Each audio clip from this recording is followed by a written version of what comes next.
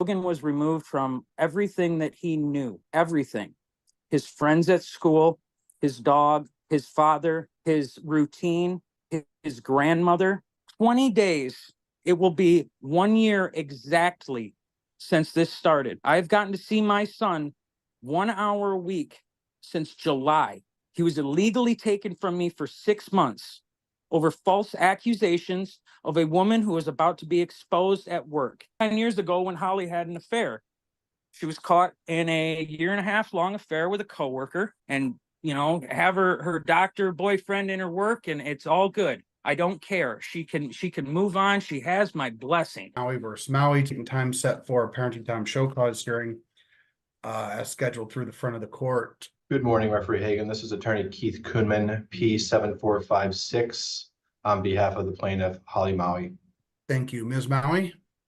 Yes, Holly and Maui. And Mr. Maui? Yes, Lucas James Maui. Thank you. Ms. Mullen? Tracy Mullen on behalf of front of the court. We're here on complaints filed by Mr. Maui that Miss Maui is in violation of the default judgment of divorce, which was entered into August 11, 2023, in that she changed the minor child's school from Buckley Schools to Willow Hill without his permission or consent. He further alleges that she has failed to enroll the minor child in reunification counseling, which is also ordered as part of the judgment of divorce. 21-day notice was sent to parties on November 7th. Ms. Maui did file a response with her office, which was received on November 28th. She does acknowledge having changed the school due to a relocation on her end, which changed the school district for the minor child. Logan, I believe, is 11 years old, and on page 2 of the custody provision of the mediated agreement, final order regarding the party's minor child, contained within the judgment, it does say under number 4 that the minor child shall attend Buckley Schools unless the parties mutually agree otherwise. As far as the reunification provision under parenting time of the minor child on page 3, it indicates that the parties shall work in concert to enroll the defendant, counter plaintiff Lucas, and the minor child into reunification therapy at Kids Creek Family Counseling or Child and Family Services of Northwest Michigan if Kids Creek Family Counseling is unable to or unwilling to provide reunification therapy. It does, as part of her response, she indicates that she has reached out to in several attempts to find counseling for the minor child and Mr. Maui, but has not been successful in that. The minor child is in individual counseling. I believe Mr. Maui was also indicated that he's in individual counseling, but those counselors are not able and or possibly willing to do reunification therapy. This right here is a critical point. Joint legal custody means both parents must agree on major decisions like schooling or therapy. It's not just about who the child lives with, it's about sharing the right to make big choices. The referee is confirming that this legal obligation still stands, despite all the drama. It raises the stakes. Mom's unilateral decision to change schools could easily be considered a violation. Should one parent be allowed to act alone if they think it's best, or does that undermine joint custody completely? Let's see how the court handles this tension next. The judgment also provides them with joint legal custody, correct? Yes, Your Honor. Okay. So, Mr. Kuhnman, anything you'd like to say on behalf of your client? Yes, Your Honor. I will address the parenting time concern first. I think Ms. Mullen did a good job of reciting the correct provision into the record. It does say that the parties will work in concert to set up the reunification therapy. My client has contacted at least 4 places to try and set it up.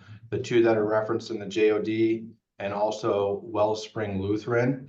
She also contacted Fountain Hill down in Grand Rapids recently after the 21-day show cause was issued. They agreed to take the case, but they did it with a caveat of a $6,000 retainer, which is essentially not tenable for these parties.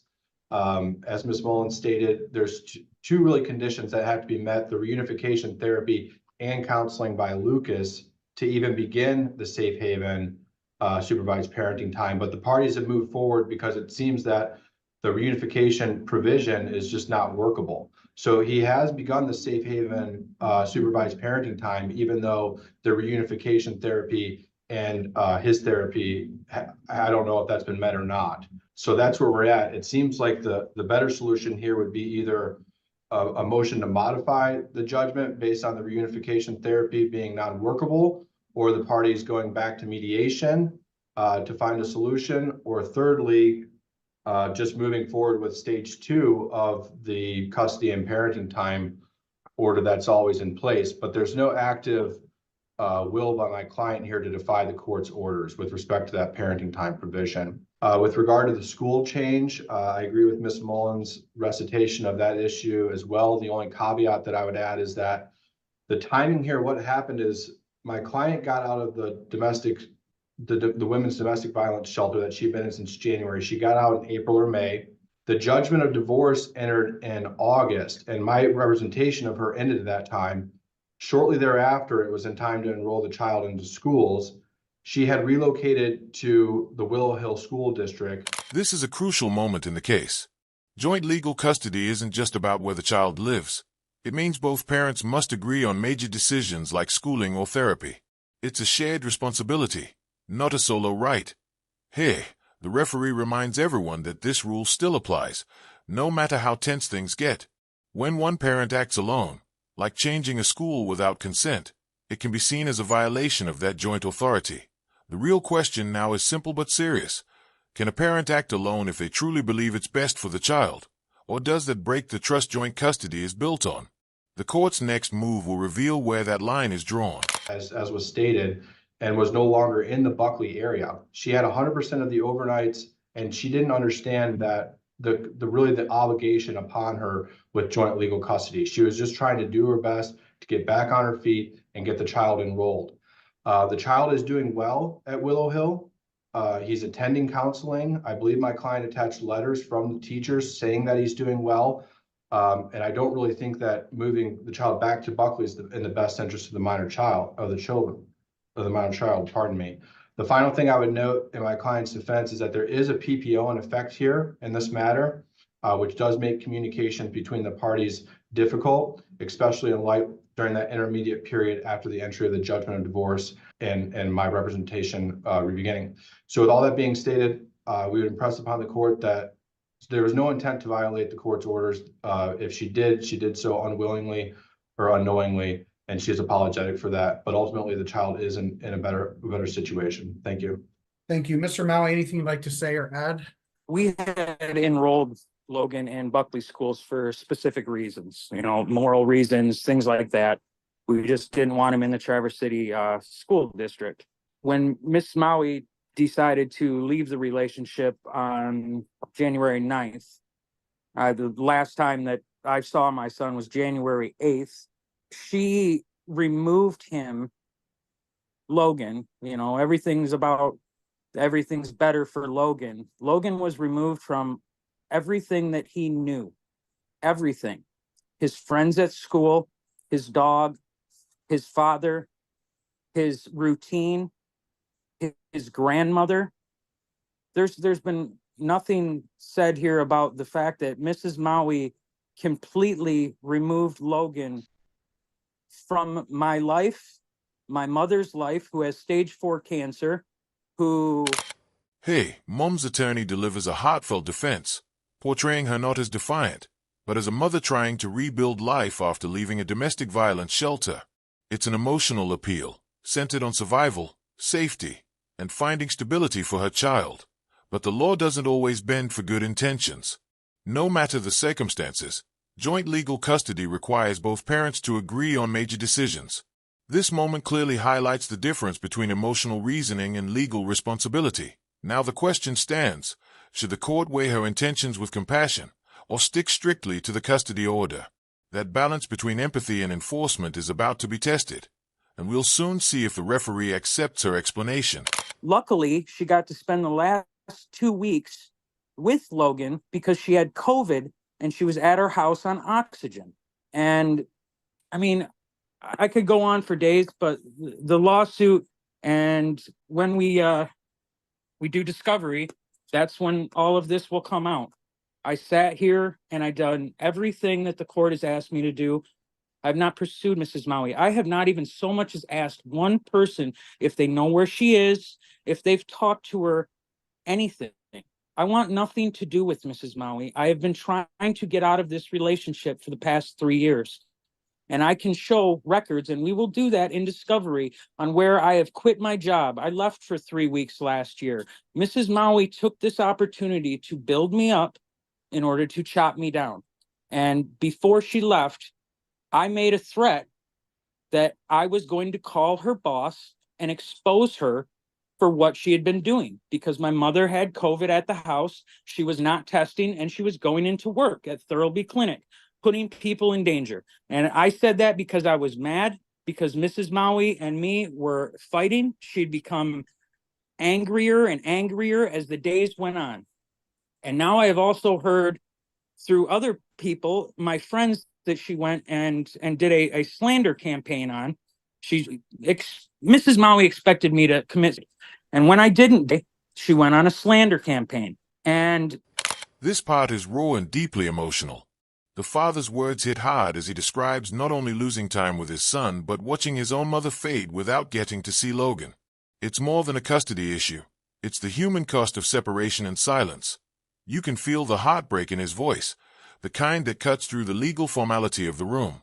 No matter what the mother's reasons were, the emotional damage is undeniable. It raises a painful question. Should courts give equal weight to the bonds of grandparents and extended family, or focus strictly on parental rights? The tension in the courtroom is thick now, and everyone's waiting to see how the referee responds to this moment. during see the if the slander referee campaign, reins she this didn't back figure to the that Luke would actual ever make it custody back out of issues. that house. Well, through counseling, through just wanting my son in my life, I don't care about anything else. I want Logan. That is my son. I love him. I have never abused him. And my mind's just spun here. In 20 days, it will be 1 year exactly since this started. I've gotten to see my son 1 hour a week since July. He was illegally taken from me for 6 months over false accusations of a woman who was about to be exposed at work. And I shouldn't have threatened her. I shouldn't have, but I did. And Mrs. Maui decided to show her true colors, because this is not the first time that this has happened, sir. I believe that I spoke to you and Mrs. Your Honor Witten 10 years ago when Holly had an affair. She was caught in a 1.5 year long affair with a coworker, and her coworker put a PPO out on me. All right, And so some of this, let's start to Okay. get, I'm gonna have to rein some of this in. I'm sorry, How does it sir. relate to the, what's going on with reunification counseling? I mean, I don't want I to have- totally cut you off, but 10 years Right. ago, No, I didn't know. even I work could, here. like I said, I could go on for hours. I'm sorry. I was in a totally different county 10 years ago. I know. Okay. But I have no communication with her, sir. And I did also write to you to try and get the PPO removed. I know that it was past the 2 weeks. I never tried to get the PPO removed because I never wanted to talk to Mrs. Maui again. I wanted to communicate through Wizard or whatever in order to co-raise our child, and she can go and do better and have her doctor boyfriend in her work, and it's all good. I don't care. She can move on. She has my blessing. I just want my son. I haven't done anything to him. I haven't. So, let me ask you this. Are you comfortable then proceeding to the next stage in the judgment? 100%. Okay, so we're good with that. You're progressing in the steps, correct? I mean, part of the issue here, I can say, I have some concerns because I don't believe that CFS even offers reunification therapy. So They don't. That's in the judgment. I mean, there's nothing we can do about that now. So I don't know if the two of you need to modify the judgment, or if you're willing to just move forward with the steps, let's just head there. But for enforcement purposes, I don't know that either of you are doing anything wrong in terms of contempt for the reunification therapy. So for that aspect of this hearing, I'm not going to find Ms. Maui in contempt. And I would recommend that you continue to move forward. If you feel like you want that provision changed, you'll have to seek other relief. But in terms of contempt, I don't believe that she's in contempt there. It sounds like she's made efforts, that both of you are progressing. You're in counseling, sir. You're having the visits. So we're doing well there. The issue with schools, though, what are you wanting as your remedy there? What is that? I want this person to quit acting like I died. I For am the- this boy's father. Right, And I right. want Okay. to say in his religion, his schooling, the people that he is around. My son came to a visitation the other day and told him that a person, he wouldn't tell me because his mother's instructed him to lie about who he's around. They stuck a 12 gauge shotgun in an 8-year-old's hand and let him shoot it. Now the atmosphere in the courtroom shifts sharply. The father accuses the mother of running a slander campaign, an attempt, he says, to destroy his reputation and turn people against him. It's a serious claim, and it marks a turning point in this already tense case that if there's truth to it, it could explain why he lost custody and why efforts to rebuild their relationship with the child have completely stalled. But courts deal in proof, not rumors. Without solid evidence, accusations like these only deepen the divide. Still, even the mention of slander changes everything. It poisons trust, making true co-parenting almost impossible. And moments like this show exactly why family court cases can spiral into some of the most emotional and complicated battles of all. Well, she sat there and videotaped it. Now I'm sitting here getting accused of threatening Mrs. Maui with guns, which I have never done. I got Mrs. Maui her CPL. I taught her how to shoot. I have taught my sons gun safety since they were old enough to recognize what a gun was. And I have sit here and I have been badgered. I have just been slandered to the point where it's almost no recovery. The only thing I have left is the lawsuit. The lawsuit. Are you wanting your child to be returned to Buckley schools? At this point, it doesn't even, I mean, what's it matter? Now I'm doing more damage, right? Well, I don't This know. kid's already This is been your, through you enough. filed the complaint. I'm looking for what you want. She's in contempt of the order. That is a Yes. finding I'm making. So on the school issue, I don't buy that she didn't understand the joint legal. And then not only that, but it's spelled out in paragraph 4. So you all specifically stated you wanted it to be sometimes people say, well, I didn't know what joint legal custody is, I guess, but I don't believe that's the case here. And it's you can't deny that you all It's clear. agreed that Buckley Schools was going to be the school. My question is, are you, I'll get to a consequence in a second. She's in contempt for sure on that issue. But what are you wanting as your remedy for the school? I want to be able to talk to the people that are educating my child. I don't think it's fair in any Do way. you want or him shape. removed? Do you want him placed back in Buckley Schools is what I'm asking. No, I don't want him placed back in Buckley schools. All right, so ma'am, I do find that you understood the order. I believe that you willfully violated the order. It's really hard for me to imagine that you didn't know when you specifically agreed that Buckley Schools was going to be the school, and then you moved the child without seeking any type of consent with Mr. Maui. I mean, you could have had a hearing. And we could have gone over this. It's too bad the child's doing, or well, I shouldn't say it's too bad. What I was gonna say, it's too bad that you violated the order. It's great that the child's doing well. I'm even happier that Mr. Maui is consenting to the child remaining where he is. That's what I would prefer, or at least, we have a hearing on whether that school is appropriate. But right now, I trust Mr. Poonman that your child's doing well. So I'm gonna leave the school as is. But any change from there, just remember you have joint legal custody. You're not able to do that. This moment takes everyone by surprise. The father drops a shocking claim that his 8-year-old child was allegedly handed a shotgun and allowed to fire it while the mother filmed the scene. It's a startling accusation and raises immediate questions about safety and supervision. If that account turns out to be true, it could open the door to an entirely new investigation into the child's living environment and parental judgment. Yet, despite the gravity of the claim, the referee keeps the discussion anchored on the current issue, the school dispute, not parenting fitness. That decision sparks its own debate. Should the court pause to address this potential safety risk first, or continue resolving the contempt motion before expanding the scope of the case? Either way, the tension has just climbed to a new level, and everyone is waiting to see how the referee chooses to handle this unexpected twist. In terms of any type of consequence, I'm going to issue a $300 fine for violating the order.